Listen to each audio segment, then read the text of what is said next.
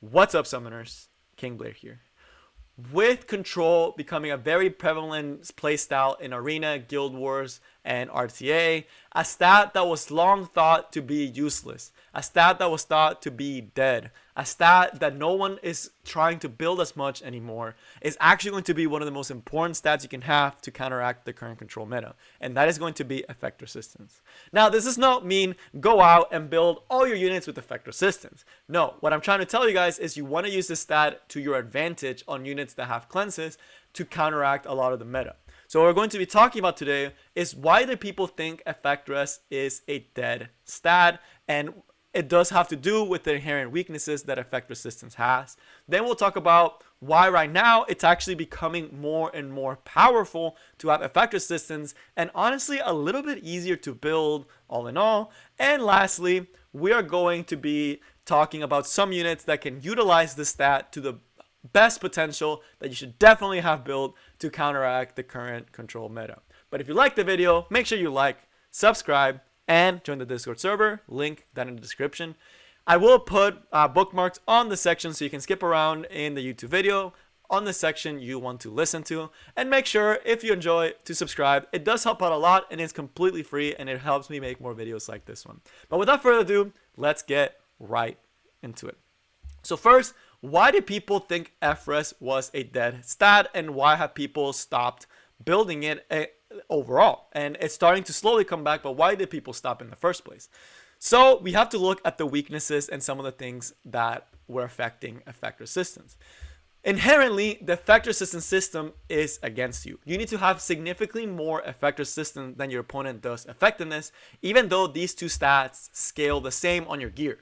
You get 8 effectiveness, you get 8 effect resistance, but assuming you both have the exact same effect resistance stat and effectiveness stat, they still will have the highest chance to land the debuff. And this is through the calculation, because inherently a unit can have 100%, which means that if you have 0 effectiveness and they have 0 effect resistance, you have the maximum chance of 85% chance to land the debuff, right? Which inherently puts effect resistance at a disadvantage, because you have to have 100 more than your opponent in order to be immune from debuffs. I have talked about this system more in depth in this video. I highly suggest you check it out. I go very in depth into effectiveness, effect resistance system, and how it's extremely hard to balance, and not something I want to spend the time in the video. But just know, essentially, the character that is applying the debuff is at an advantage since they don't have to build as much effectiveness to get the maximum chance of landing the debuff. That's the TLDR that I want to say. The other thing is that in RTA right now, Frenzy is starting to give you more effectiveness, which makes effect resistance absolutely useless after a certain point in Frenzy. Already after 8 turns, which is essentially each opponent takes 1 turn with their unit, you're already reaching Frenzy 1, where they're already getting an inherent 10% effectiveness, which is already making your FRES unit have less chance of resisting the debuffs, right? And as you go on, it becomes something that you are not going to be resisting anything, and it becomes a stat that doesn't help you at all later in the fight. So as we see here, effect resistance is at a disadvantage inherently, which makes it extremely hard to gear for, since you have to sacrifice a lot of other stats while your opponent does not have to make this same sacrifice. So that is one of the reasons why everyone thought effect resistance dead, don't invest in it. It's better to just get beefier, get bulkier, and abuse other mechanics to try to cleanse yourself, such as using an A Tywin, or maybe using something like a Champ CF Maya, where you don't necessarily have to build that FRES. But as we'll see in a second, and in this next section, effect resistance is starting to come back up as a very strong strategy. With new units like Fairy Tail Tenebria and Cerise having such crushing turn 1 debuffs that can just absolutely destroy your team, it has become imperative to try to resist this debuff and cleanse them as fast as possible. And F Maya and Champ C and even units like a Tywin are sometimes overwhelmed by how many debuffs an F10A can actually pump out with the rest of the team. Because of this, the only way to really be able to truly counter and become immune is by utilizing that old forgotten stat, which is effect resistance. And right now, it's also easier to build. Because the current RTA rewards aggressive playstyle, people are opting to build less effectiveness. So as we mentioned, there's going to be two things that are making effect resistance stronger. One, very strong control units, and two, people are not building effectiveness anymore. Because it's so aggressive, people are opting to build units that are faster.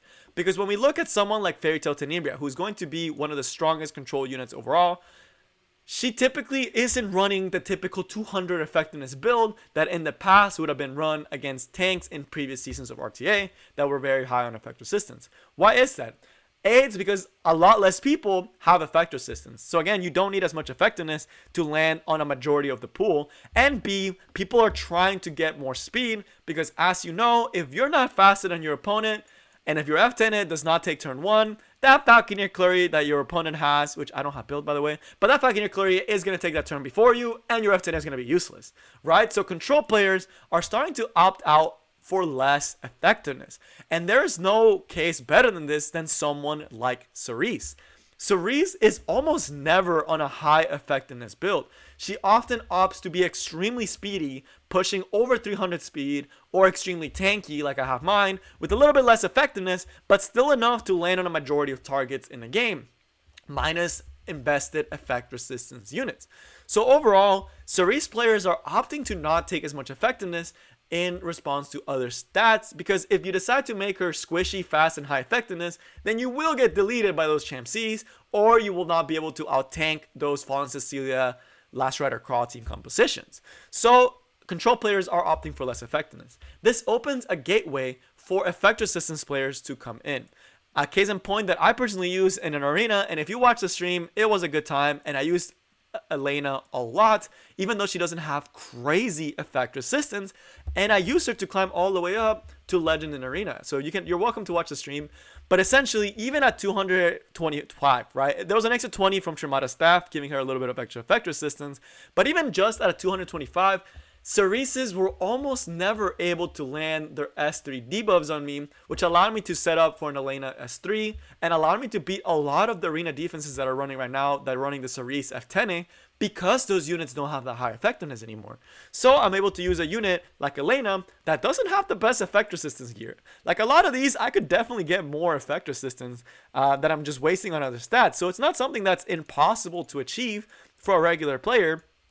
With this, I was able to beat very strong Cerises and F10s because effectiveness is not as a priority of a stat on units like Cerise. So I'm able to abuse that with Elena and get that early turn 1. So again, effect resistance, a lot easier to build, a lot easier to work with, and can have critical effects on your opponent, especially when you look at cleansers like, for example, Destina or Ray, where they're able to completely nullify a control player. If you're able to resist the Cerise and you're able to resist the F10A, you're able to come in with a Destina, cleanse everything, and now that control team is going to be useless, right? So effect resistance is actually becoming a very strong stat that you don't even need that much effect resistance to make work with, right? So that in itself is incredibly good. So now that we've talked about it, what are some units that can use the effect resistance stat to counter this meta really hard? Because a lot of people still are like, I cannot beat FCC, or not FCC, Cerise and F10A. They are like, I don't know how to deal with this. I just get curve stomped by F10A and Cerise. What do I do? How can I beat these people?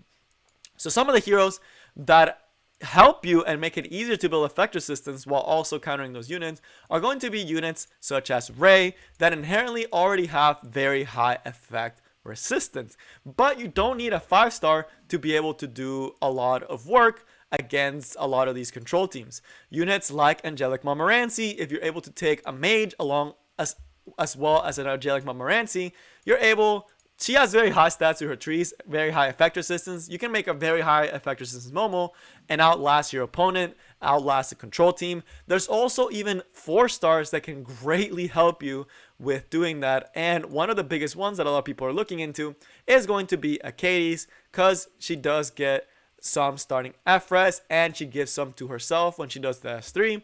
So again, there's a lot of units out there that can actually do a lot of work when you put effect resistance. And one that I'm going to highlight and I will be talking more about tomorrow and someone like Kitty Cat Clarissa that has access to not only very high effect resistance from her imprints, but also, since she's a warrior, has access to Strake's Gauntlet, allowing you to have a starting effect resistance of 85, and you're easily able to reach over 260 effect resistance with Kitty Cat, essentially becoming immune to these teams, have a cleanse to come right after them, and then completely spank them afterwards and punish the control players for thinking they can control your team and your Kitty Cat Clarissa.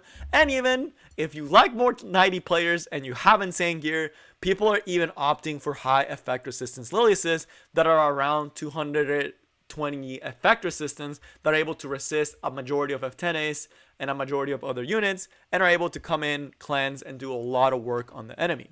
So, in conclusion, effect resistance is no longer a dead stat, and I still see it. People are hating on effect resistance. They hate whenever they get effect resistance gear, and they're like, this gear's trash.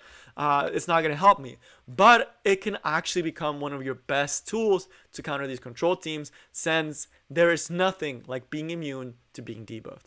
But that is all I have for you guys today. Hopefully after this, you go out and create your effect resistance unit and stop dirty control players like myself from stealing your wins. That is all I got for you guys today, and I will see y'all next time. Peace.